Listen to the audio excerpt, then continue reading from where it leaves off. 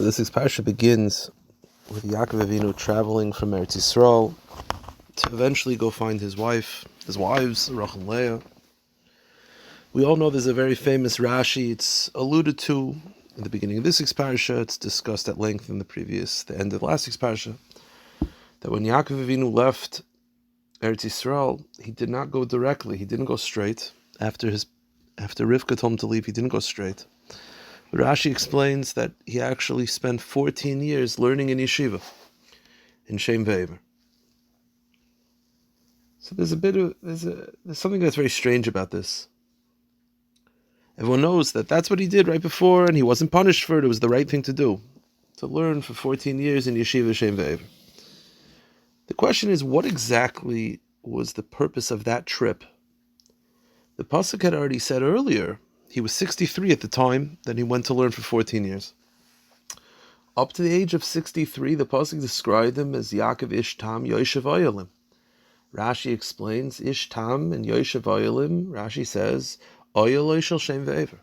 He had been learning in yeshiva Shem V'Ever his whole life. It sounds like there was something new. That up to the age of 63, he had been learning in Shem V'Ever, but now he went for a special trip to get a new skill, to get a new perspective that he dafka accomplished during those 14 years. The question is, what was that? What did he dafka learn in these 14 years that he had not learned in the previous 63? There's a teaching, the Sefer Alufi Yehuda brings down in Parshas Vayeitzei, he brings down a teaching from the Ostrov. The Ostrov says the following line, and it's a bit cryptic, and I'll hopefully explain it very soon.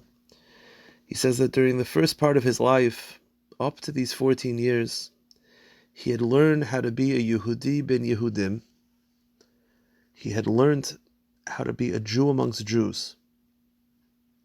But now, during these 14 years, the focus was a Yehudi ben Goyim.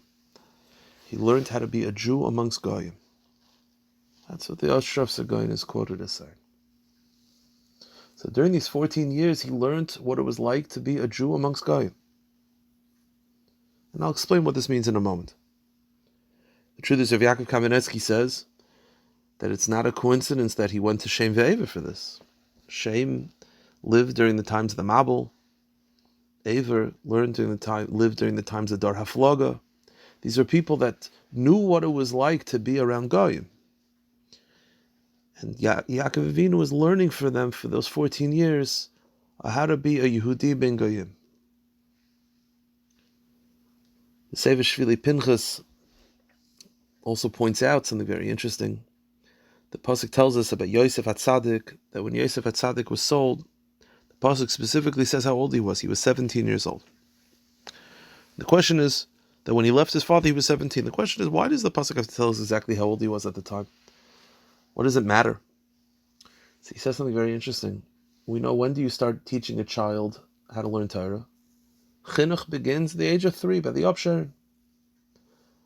Yaakov Avinu kept Yosef back from the age of 3 and taught him for 14 years and shared with him all that he learned by the yeshiva Shem V'Ever, because Yaakov Avinu sensed that Yosef HaTzadik needed this skill set as well.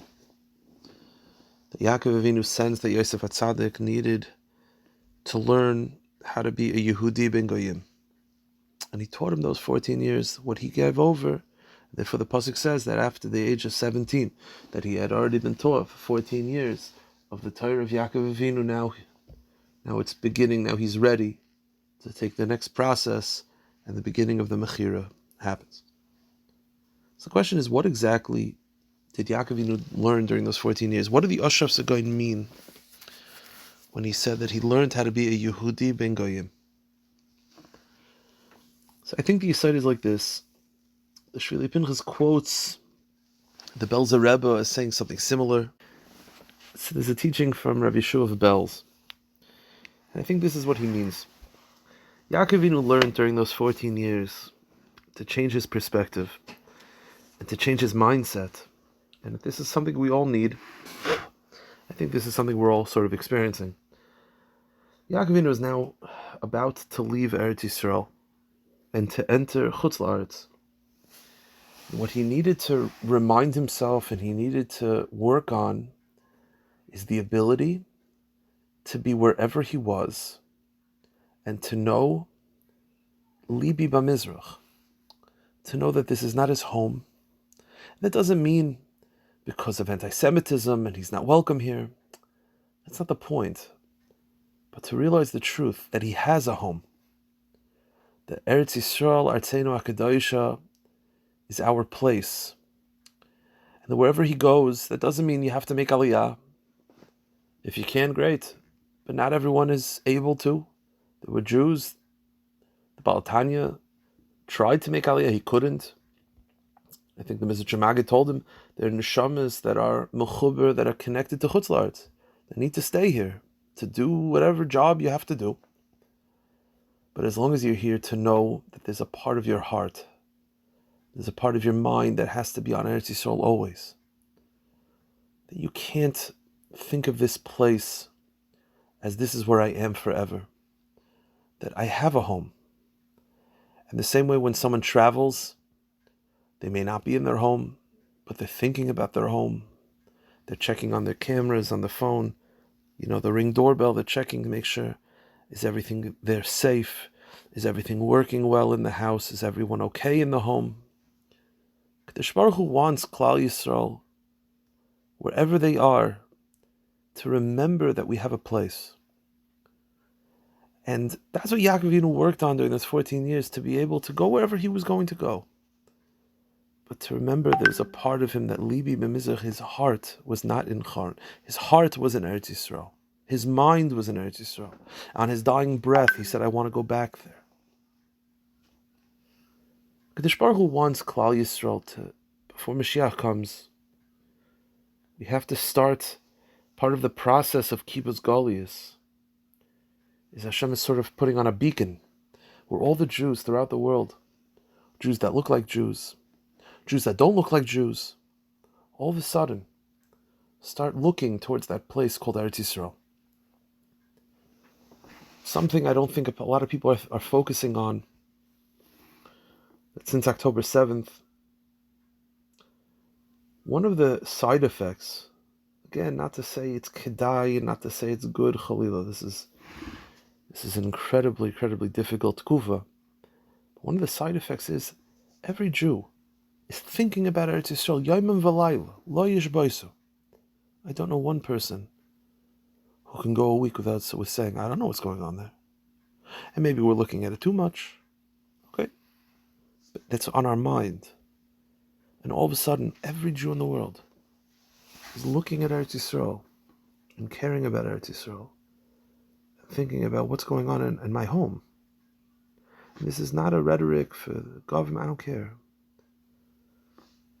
Before summer, Eretz Yisrael is Eretz Yisrael. I'm not talking about Eretz Yisrael, the land of Israel.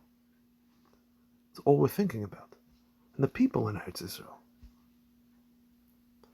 And Kadosh Baruch Hu wants that before Mashiach comes, there'll be sort of this beacon just attracting every Jew. Every Jew in the world turns their head now. All of a sudden, every Jew is facing Eretz Yisrael.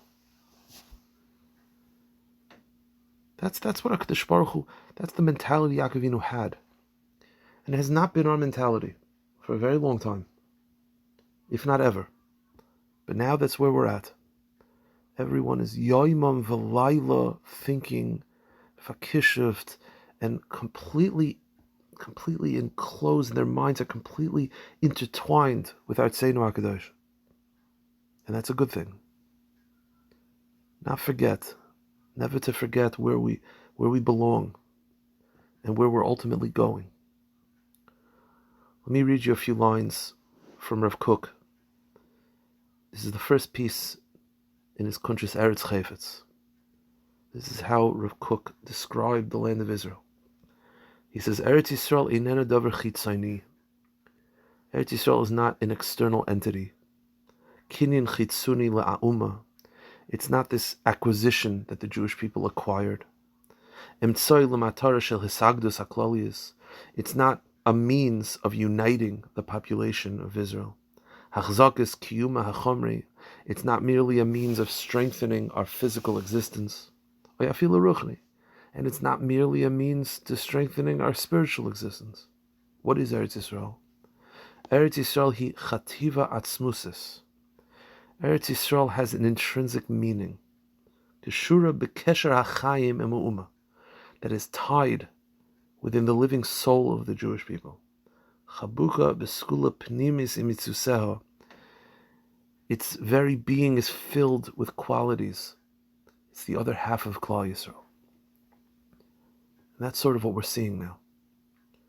We should always remember Eretz Yisrael. Before Mashiach comes, this is part of the Gula process. It's to bring us back home. But not merely because there's anti-Semitism here and it's sending us there because we can't live here. Because I think we're all reminded of what matters to us. We're not thinking about Argentina. We're not thinking about London. We're not thinking about France. But 24/7, every Jew on planet Earth is thinking about Artzeinu HaKadosh. We should keep that up. The Baruch Hu should bring us back. That Eretz Yisrael should be completely eradicated from all tumah, all evil, all danger. And the Baruch Hu should fill Eretz Yisrael with simcha b'tzion be'oreha b'meher b'yimenu. Amen.